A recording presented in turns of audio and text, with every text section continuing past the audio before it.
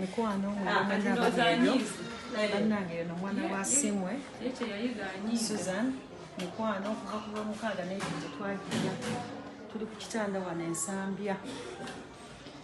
naye nga tusiimye nnyo byonna bye mutubeereddewo tulabirira okwagala Abdu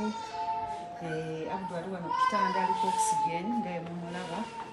twetaaga essaala zammwe twetaaga obuyambi bwammwe omwana ono asobola okutereera omwana ono asobola okuwona gwe yenna ali eyo ng'olina ky'olina kiweereze ku nnamba eyo ey'essimu gye ngenda okusomera eri 0782608505 oyinza okuweereza oba eya Airtel naye ng'okusingira ddala ateeka ku MTN 0782608505 ono ali nammwe oba kuba nyambadde masiki ya Marus Bridal Center mikwano mwenna abali eyo Abudde ali mu mbeera ndooza mugiraba aliko oxygen twetaaga ssente nga mukiwulira okuva Saturday yidi tetwagirya tuli wano ne Abdu waffe so mbadde wano n'ensanga mukwano gwa Marus naŋŋamba full figure general naŋŋamba Marus ebyaddala walwawo ne full okimanyi Marus yalwawo nnyo byabasenge ekisokadala kankule Marus be bantu abamanyi abalina experience mu kyabagenda okwogera kuba nekyabakola nanyongera okugamba gwe alina omukolo n'embaga alina okwanjula ayagala okukyala agenda ku Marus Bridal Center Quality Plaza level yakubiri omanyiwo ekintu kya Malu ekintu kya Malusi atambulira muli yake kyovola mugaga Marus teyerimba ate Malu talimba Malu akola kyaba alina okukola Marus muntu abulirira omwana wo nomanti otutte mufumbo nze namwewuunyiza waliwo emboozi gye nakoze omuwala bamusiga siri naye Marus yakutte omwana oyo n'amutwala ewuwe omanyi Marus tamumanyi omanyi Marus abaana baweerera omanyi Marus abaana balabirira omanyi Marus abantu bafudde Malu by the Malu yakula omwana waje bakula bakolera that's why God had that experience kuyamba kujuna abantu aje tuni mpungu ayambi abantu aweerera abantu bonna basada tobola abatebeisanga abana babaka buli muntu bamuwa respect muntu mukolanga muntu Marus yarona wabantu bona babukira Malu abantu abatunza komesa bukide baje tuni mpungu wabukide ba Malu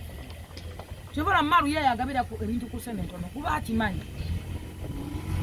kati nebyasenga otugambye yalwawo Malu abimanyi nnyo experience gyakina mune yalwana wo Malu nga wamutwalidde omwana ow'obuwala omubulira okutendekera okutendekeza omwana manya tututte mufumbo era abantu bagenda okukwasa n'okufumba singa basooka kulaba Marus nakwata ku mukazi we amanya nti kati ntutte kulimba togenda kwejjusa muntu gw'otutenga nga mudde wa Marus kyayogera kakimanyi experience ye ate kino akimanyi kine kyakola Marus yalwawo nze natidde n'okutta natani Marus nengamba my God what yalwawo Malu wakabi first of all ngojeko kuba nti wakabi kyakola akimanyi ate Marus kimufudde wakabi fumitiza na reality abana balina amazima bata Allah yes semanyi Marus kubera bazi ndimukwana baida wenze mumanyi naye ate gwo mumanyi nnyo Marus atambulira mu reality buli kintu kyakola reality afokasinga ku reality Marus so akugama kino nga tali ali ku kino never never wina ba unaganti kwano sijja kutosobola omusajja no mote Wango jamu tayina dako jabo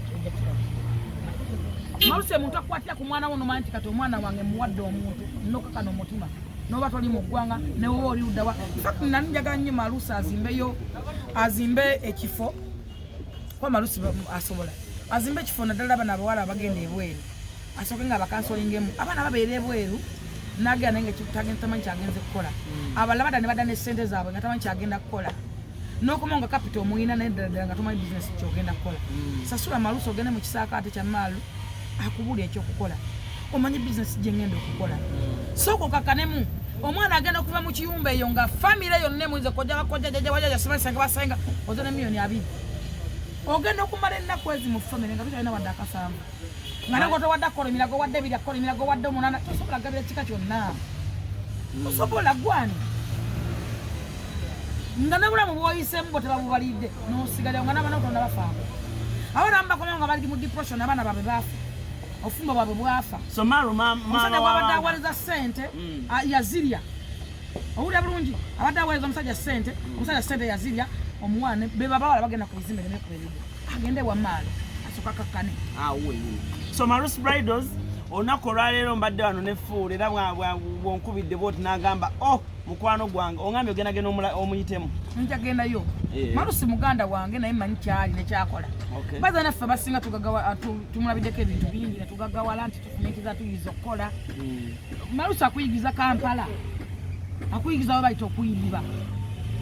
ze Marusi yanjigiza okuyiriba oyiriba ota amapesa agula gomesi bweyiribako amapesa bweyiribako ekitambaala kotata akatambala buno bwabakaya webutoe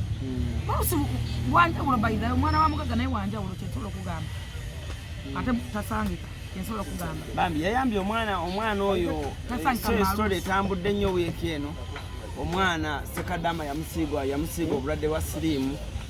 namuddukako naddayo ebweru so omwana nabonabona ne siriimu so Marusi oyo yakutte omwana oyo n'amutwala ewakaawe era bw'okyogedde nti Marusi mwana wa mugagga naye mwana wa mugagga kati Marusi alina kalina Maru yazimba kalina ekitende wano yes naye walojeko ne Maru yaba wantu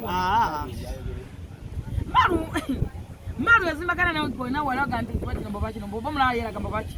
kazibera Maru kazana kumana Marusi wanjawulo ate abeera mu reality first of all amanyi bayita omuntu buli muntu amanyi nti muntu Marusi afumintiriza ne maama we Marusi amanyi nti omuntu yenna abeera muntu oba ate abeera muntu ate buli muntu amanyi nti bamuwa ekitiibwa Marusi wanjawulo ali amina kale ebyo